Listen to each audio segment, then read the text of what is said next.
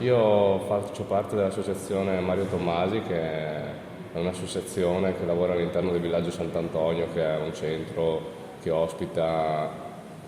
ha due comunità che ospitano persone con vari tipi di disabilità.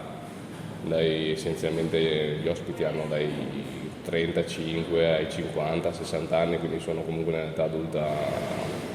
adulta. Oltre ad avere queste due comunità di alloggio, svolgono delle attività come centro diurno, quindi si occupano non solo delle persone che ci alloggiano, ma anche persone che vengono dall'esterno per fare attività quotidiane, che sia dal cucito, dalla pittura, dai piccoli lavori di bricolage.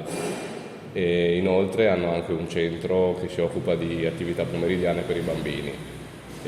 Io ho iniziato lì nel 2018, ad aprile. Il nostro gruppo si chiama Sabato con Noi, che praticamente svolge attività ludiche ogni sabato pomeriggio da fine ottobre a maggio, coinvolgendo non solo le persone che alloggiano nelle due comunità del villaggio, ma anche le persone che vengono da fuori, che magari hanno una lieve disabilità, perché ci sono disabilità molto gravi ma anche molto lievi, gente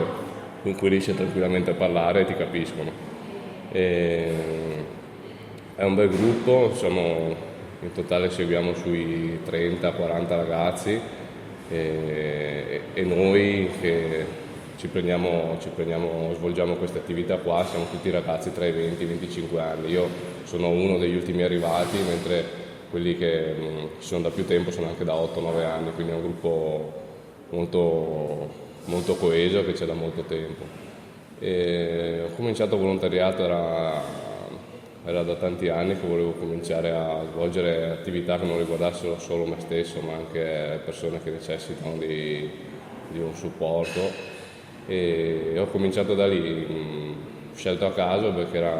cercavo qualcosa il sabato pomeriggio lavorando da lunedì a venerdì, e lì mi sono subito trovato bene, tanto che adesso con questa brutta epidemia ci siamo bloccati a febbraio, ma ho sempre continuato ad aprile 2018, e